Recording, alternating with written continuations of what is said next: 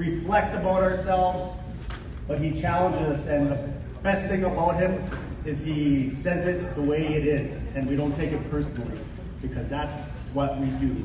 But lots do. He is so great. I'm going to let him speak and share his journey, but this is Cole Smith, and he's here to share his journey of life. Thank you, Cole.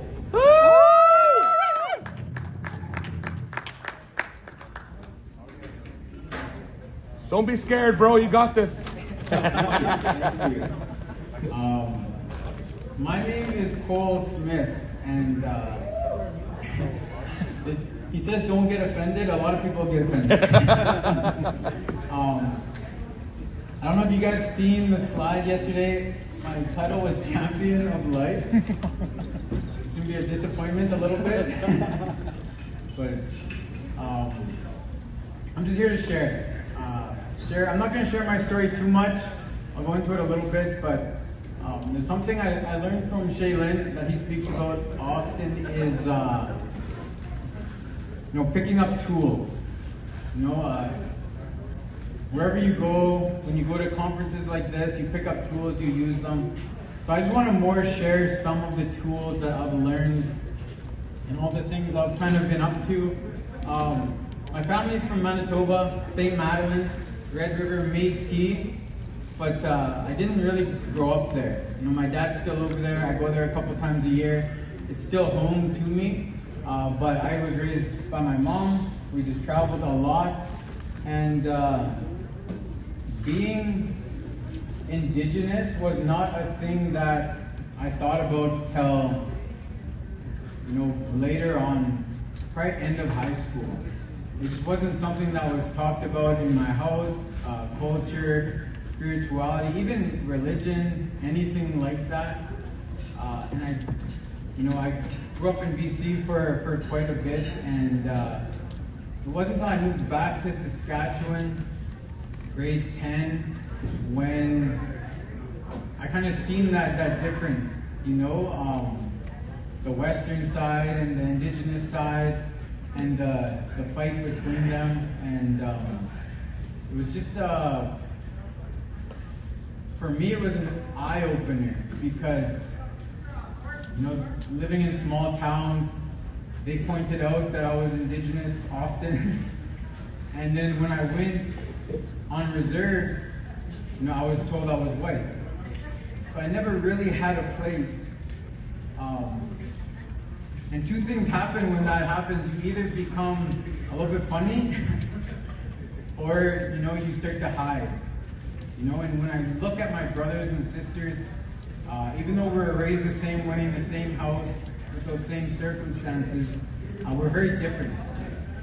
Some of my brothers and sisters are very quiet and introverted, and they did kind of get hurt, and they're very, they have anger, they hold on to a lot of that stuff.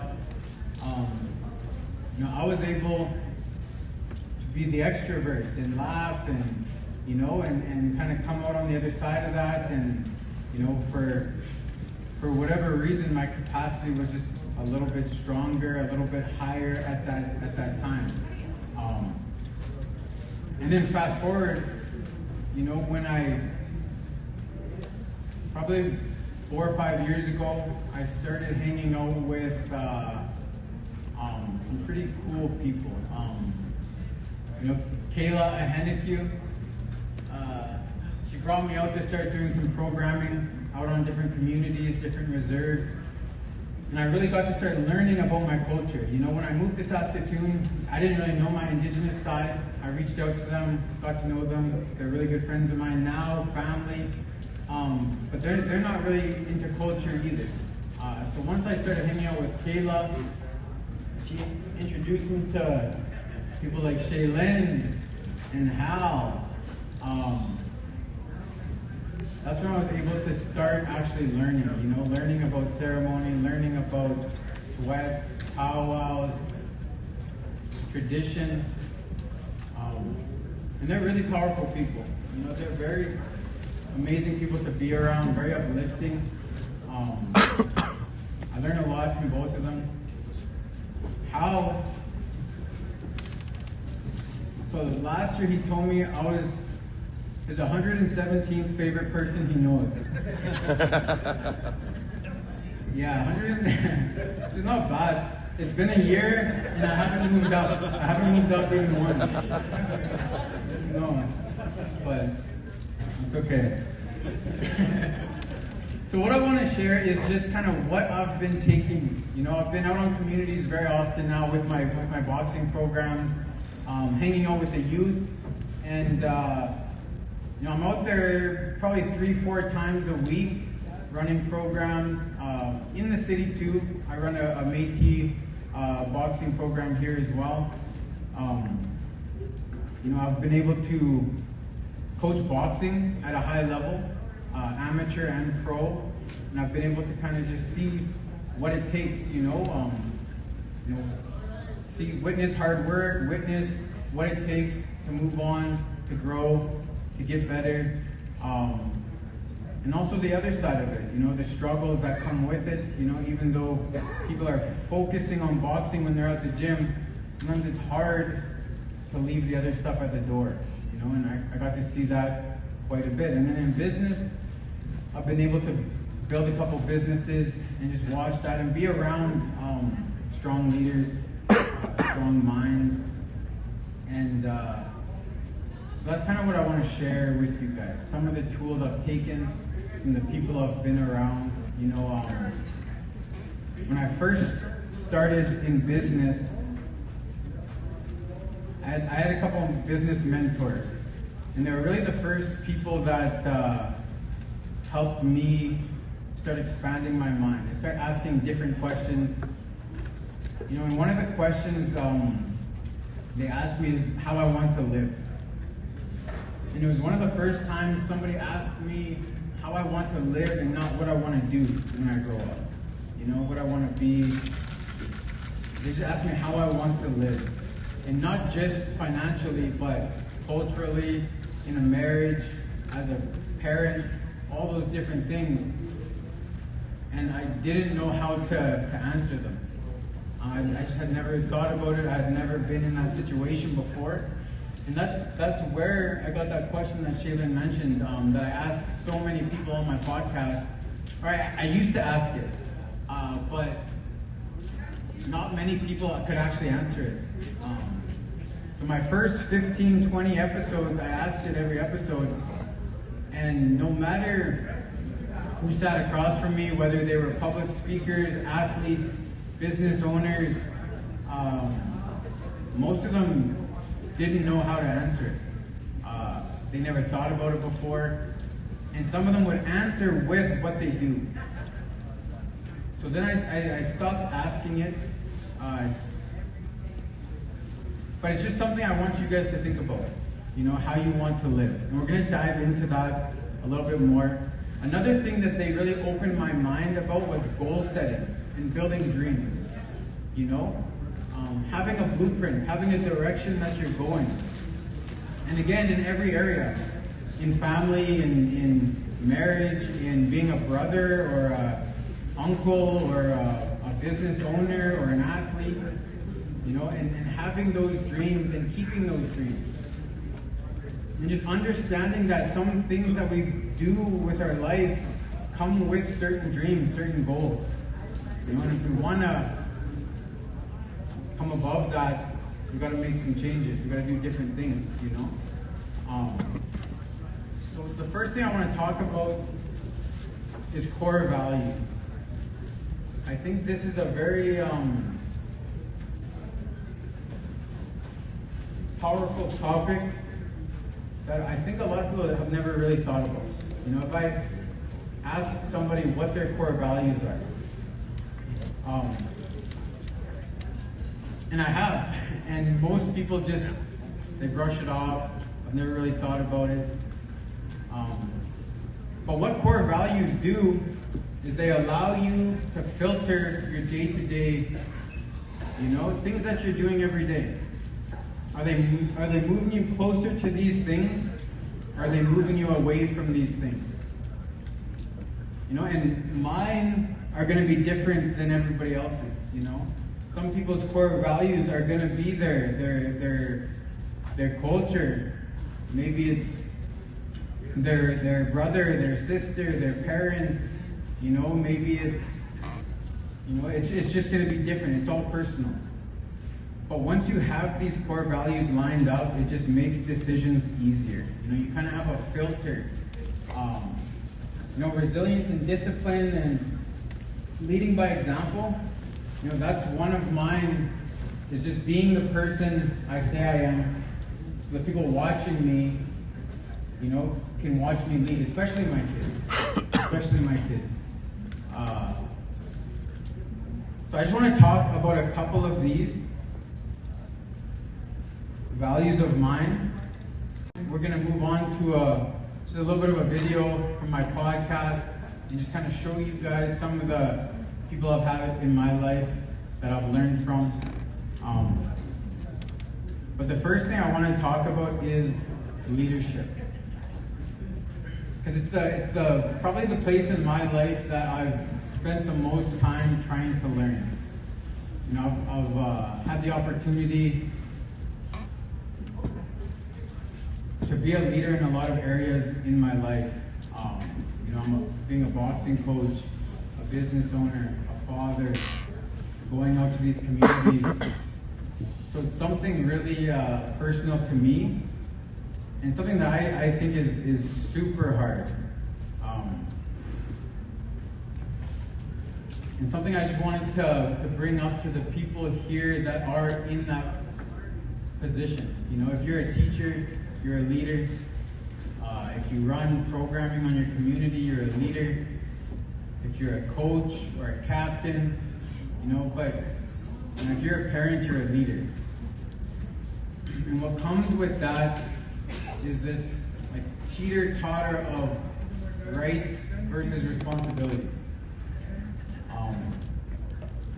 And the more of a leader you want to become, the more responsibilities you get. And you get less rights. As a father, I don't have the right to just live however I want. I chose to be a father. I chose to be a leader. I choose to be a boxing coach. I choose to be a business owner. So if you're choosing those things, your rights on that teeter-totter go down. You don't get to live however you want anymore. Because you do have a responsibility to the people you're leading. And I feel like one of the biggest things that I don't see enough on when I go to communities is work that I could do with the leaders. There's a lot of youth work, and I love hanging out with the youth and helping them out. But sometimes I come in there for 3-4 days or once a week for 5-6 weeks. And when I leave, I'm still a stranger to them.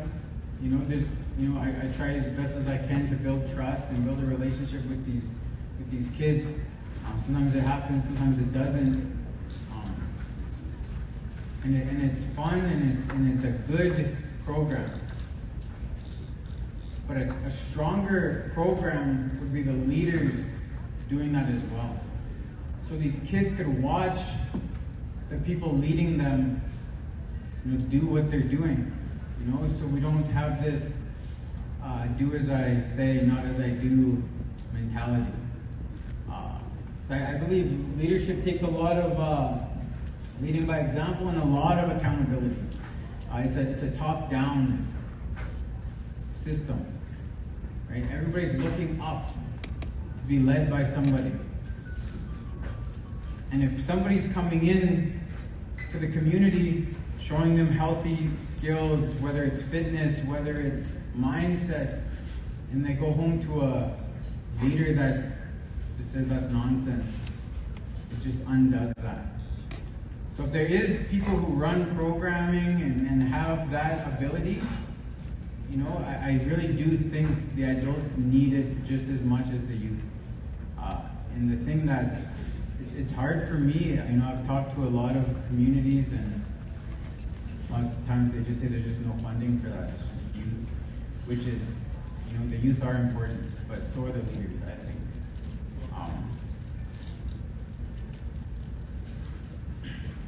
You can't lead a cavalry to charge if you think you look funny on a horse. I think there's a lot of humility that needs to be had, with our leaders. Even this, I don't speak at conferences. This isn't a place that I'm super comfortable, but I feel like it's just something that has to happen. I'm grateful to be here, and I think that's what needs to happen with the leaders too. If you're a parent, you might have to be uncomfortable, but you might have to get more uncomfortable. There's things you have to do so that the people coming up behind you, if you're an uncle, if you're a teacher, to just be humble, and be a servant leader, and Shaylin and Hal are excellent examples of being servant leaders. Serving, leading from the front, it's humbling, but it's good, and it has to be done, right?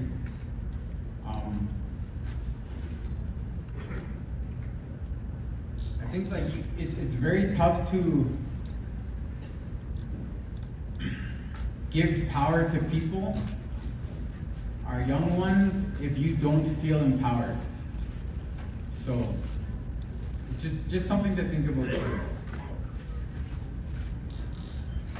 Personal growth. The thing I like about personal growth is that it's personal. And this is where what Shaylin talks about comes into, it's everybody's at a different place on their journey. Everybody's on a different journey, even, completely. It's personal. So there's no right or wrong way to do things. Different tools work better or worse for different people. And all we can do is build our capacity in the areas where they might not be as strong. I'm gifted in some areas and really not gifted at all in others. And that's everybody in this room. You have a very high capacity somewhere to handle something. And then you have a very low capacity somewhere. Whether that is maybe addiction, maybe that's depression, maybe that's whatever, anger, quick to anger, you just got to find those capacity levels, right? And with that comes those healthy outlets. It's always an easy visual of going to the gym. When you think about benching 135 pounds, some people can just walk into a gym and bench that, and they've never lifted before. They just have this natural ability to handle that capacity. While others who are the exact same size, maybe bigger, maybe smaller, they come in and they can't even get it off the rack. Their capacity is just different. And unfortunately for that person, it's going to take them a little bit more work, a little bit more effort to get that and start repping, And that's just the same as mental health. That's the same as all these things we talked about at this conference. There's just your starting point's going to be different. Your ability to handle things is going to be different, and that's fine. Just find somebody who's a little bit ahead of you, or maybe a lot of it ahead of you, right? And just get that guidance. I feel like it's in the state we're in right now. We're kind of caught up between the people that were raised by these stoic providers, push everything down, just figure it out. And then, our young ones being taught to be emotionally aware. Emotions are fine. And then there's the people that are in the middle of that. You know, some people were raised by the Stoic provider, and you know, we're just on this spectrum of, you know, emotions. And it's fine. You know, that's where like giving yourself grace really comes in. Being accepting of where you're at, you know, not being too hard on yourself, and just finding things like this. You know, I compare a lot of things to boxing because it's just like an easy visual for me. You know, when you think about these tools, you know, when I think about a jab, if I taught somebody how to throw a jab or a hook, like a jab and a hook work. They work in a fight. But just because I taught you, it doesn't mean you can use it in a fight. You know, you gotta practice. You gotta be in the gym. You know, and now there's like different jabs you use. You might slip, right? Different situations when you throw this jab. And depending on how fast they are, how strong they are, if they're southpaw, if they're orthodox, you gotta throw it from a different angle. That is how mental health is. You know, you pick up these tools and then you've got to practice them. You know? And the thing about a conference like this, or maybe a retreat, or a ceremony, a sharing circle, they're safe places. Everything happens in chaos. So it's very hard to practice. You know, for me, I can tell my boxers, okay, we're gonna do some sparring. We're gonna see how you do this in chaos. Maybe we're gonna take a fight.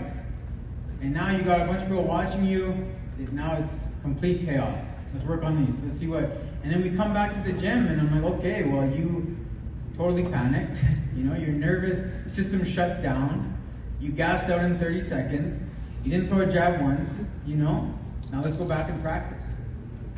But out in the real world, I can't be like, you know what, you should go argue with your wife every week and just practice. You know? It's just not. So the practice in the real world isn't as often. Right? So that's where grace has to come in as well. You know, learning something in a safe environment is not the same as a chaotic one. When you're angry, when you're shaking, you know, when you don't want to talk to anybody, but they keep talking to you, and you just want to get away and you want to run, right? And that's where boxing is a healthy outlet, you know, but it doesn't have to be boxing, right? It could be dancing, it could be music, it could be art. You know, as long as you can put yourself in situations where there's a little bit of chaos, you know, maybe play music on stage, see how it feels, you know, maybe go, just put yourself in those situations. And the thing I like about boxing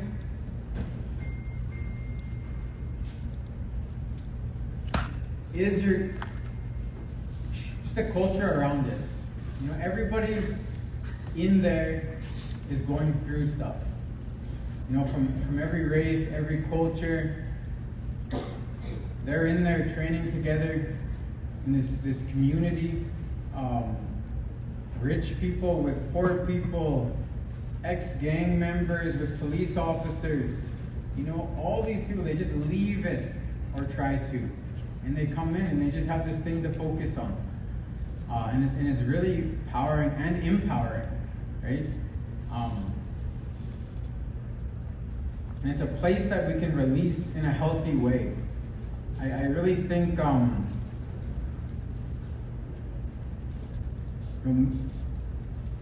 there's the term toxic masculinity. Like, just, you know, and I don't think that's what it is. I just think it's being emotionally uneducated. You know, it's just we don't know what to do. You know, everything goes to anger. Everything is just anger. If we're sad, now we're mad because we're sad. You know, if we're confused, we get mad. If we're overwhelmed, we get mad. It's just, anger is the thing, right? And that's where these healthy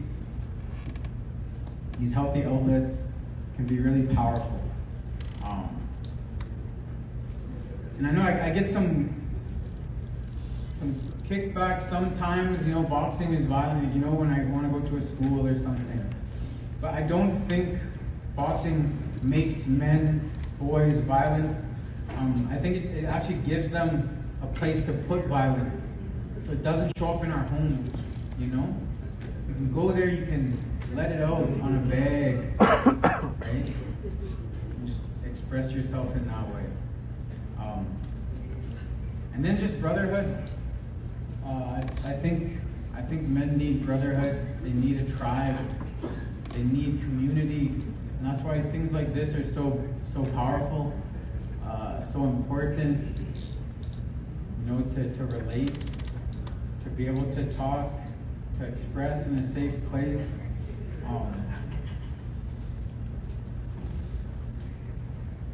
I'm just grateful. I'm grateful to see something like this happen, and happen often. You know, and I feel like you guys should try as much as you can to get into rooms like this, because you're gonna pick up those tools. You know, and you're gonna relate to somebody who's gone through what you're going through, and they came out on the other side, and they're smiling, and you're like, why is that guy smiling? Why can't I smile? You know, and it's just like you can. We just gotta pick up these tools, keep sharpening them, keep working on it. You know,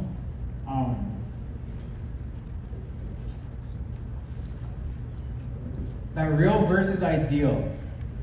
This is again when it comes back to the personal side of things. I think there's a gap, an identity gap from who you are, and a lot of the speakers spoke on this. You know, being who you are, who you really are, and then the person you think you're supposed to be. You know, the person you are in certain rooms maybe. This is the ideal version. The one you tell yourself you are, the one you tell other people you are, you know? The one who says, you know, I'm the hardest worker in the room. But you're not the hardest worker in the room, you know? You know, I'm always accountable, I'm a person of my word. But you know, that is the ideal. And depending on how big that gap is, that's in direct relation to your ability to grow. Because if you don't know who you are, you know, you might be showing up this person that you're not. And then you're trying to grow from that spot. You know, and that might sound a bit confusing, but like a visual of that is like, let's say I was trying to go to Vancouver. I'm trying to drive to Vancouver. You know, and I think I'm in Calgary, but I'm actually in Saskatoon. And I drive for 6 hours. And I'm like, frick, I gotta be there pretty close to my destination, but I'm nowhere close to it, you know? And that's what can happen with this real versus ideal. You know, you trick yourself to thinking you're ahead of where you actually are. And then you start working from there. But that's not even close to where you're at. You know, and that's where having people around you who can help you is powerful. Having people around you that will be honest with you in a kind way. And kind, like, not nice, kind. Kind and nice are not the same thing. Nice is about you. You want to be nice. Kind is you want to help them. You know, if somebody has some food on their face, you don't say nothing because you want to be nice, right? But if you were kind, you would let them know so that they don't have to go through this whole conference with a piece of food on their face. You know, even though it might be an uncomfortable situation, right? So just some things to think about on that personal journey. You know, just give yourself grace, and just keep working at it. You know, just keep working. wherever you're at, and just understand that you're not always in chaos. So it's going to take some time, to figure out how to navigate these things, right? This is my family, by the way. My 2 boys and my wife. Mentorship is, like it says, I'm a product of my environment.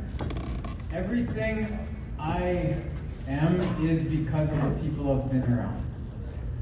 I don't have a new idea in my head. Every idea I had was passed to me from somebody, from a book, from a person I know, and I'm fine with that.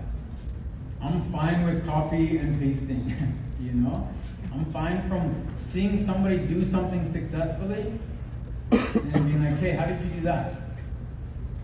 I don't need to go through it to learn it. I can learn from the people who have done it, who have gone before me. So, the tricky thing about self-counsel is that it keeps you stuck. And a lot of people don't like to hear this, but your best thinking has gotten you to where you are right now, today. If it's not going well, you can find people to help you. Whether that's in a marriage, whether that's financially, whether that's whatever the area you want to grow, you want to expand in, somebody's there. Somebody's there who's ahead of you, who's maybe just a little bit ahead of you, who's a lot ahead of you, and they'll pass down that information. I think about boxing, or sports in general, I guess. Nobody's in their basement becoming a world champ, just on their own. I watched YouTube and now I'm a world champ. But when people think about that, they just think about sports. They just think about sports. Mentorship, coaching, sports. But that's not the case, There is, if you want an amazing marriage, you can find somebody who's had an amazing marriage and ask the questions you want to ask. If you want to get your finances, your budget on track, there's people who have done that you can go ask for help. It doesn't have to just be sports. I feel like if I ask people, have you ever had a coach or mentor in your life? Most people are going to name a sport. And that's just, and it's such a simple concept, because if I say, hey, you want to get better at hockey, what would you do? Everybody would say, go find a coach, go find a team, go find a community of people that are better than me, so I can get better. But if I say that about anything else, they have no idea. And you want to get your marriage better? What should you go do? I don't know. Argue. Yeah. Practice arguing. Yeah. And it's just like a simple concept that I feel like it's nice to get that transition over,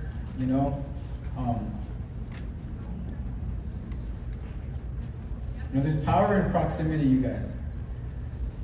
Being around people that fuel you, people that inspire you, people that have knowledge, If your goal is to learn culture, you have to be around culture. You're not gonna learn that on YouTube. You have to be engulfed in it, right? So if you think about your goals, you guys, if you think about your core values, your beliefs,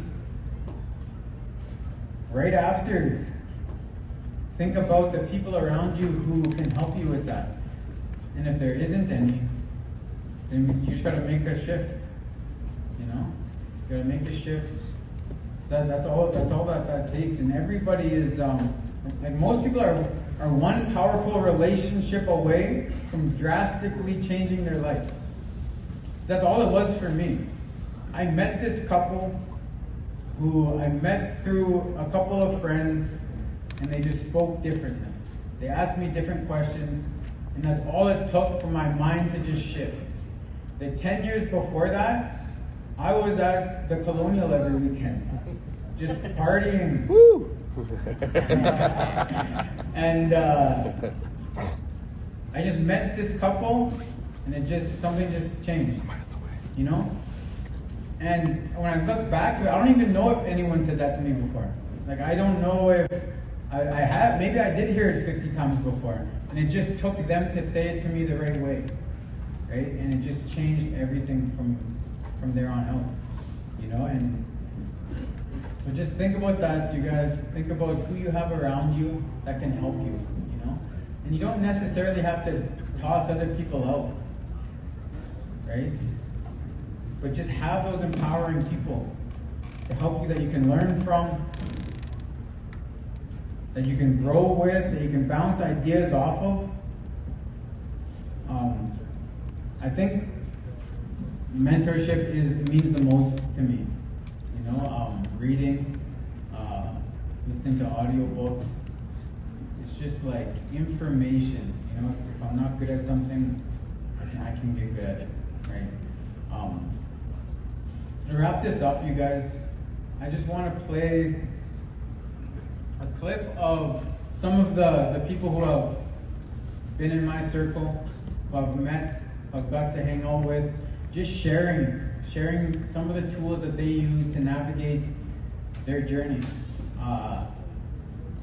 You know, I have a podcast, and these are clips from my podcast from, you know, this guy right here, Justin, Warrior Mentality.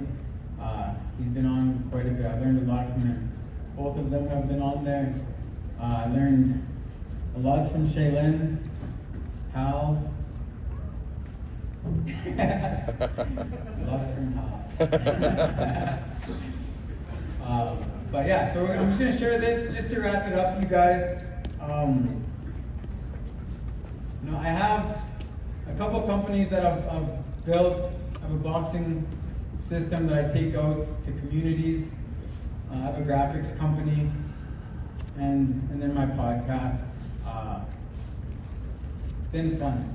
This is the most. The nice thing about having a podcast is I invite people on and they talk. This is. I don't usually talk for this long, so thank you. Thanks.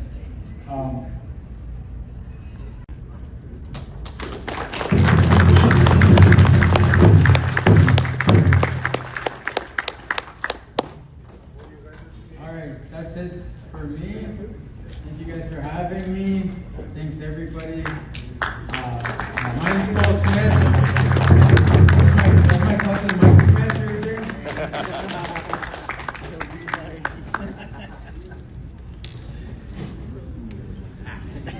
He lost his mic though, so now he's just Smith for a That while.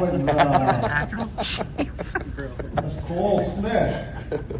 He's a man of many hats, many conversations, many energies, many everything. I don't even know how to say it, but the biggest thing that I wanted to share with you was he is someone that I look up to as a family man, because I know he met his partner at 16 years old, and he's been with her, and he's grown, and he's challenges and seasons and opportunities, because we all have different phases of our lives, and we're taught that in our own spiritual way. We have a different season, different year.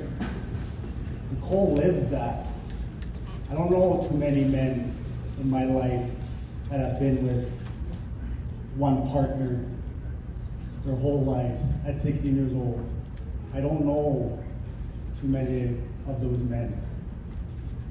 It's guys like this that when he talks about someone you look up to, that's someone I look up to, because I want to be that kind of father, that kind of partner, but most importantly, that kind of person.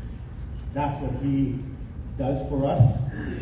And all these videos, man, they're beautiful. There's stories in there that he brings on people for their business, for their teachings, for music. They never talk about what they come on for. They just talk life. They just talk mental health. They just talk parenting, partnership. But the next thing in life that Cole does, when life gets hard, he doesn't run away. He stays there and he processes it, he feels it, he understands. That's something that I look up to because I'm an avoidant, so I run away because that's the easiest, safest place for me to go, is to run out of here. But Cole sits there and he processes. Even when I talk to him, he's always has a delay, and I'm just like, give me a response back. But he's just like, processing. So that's what he does.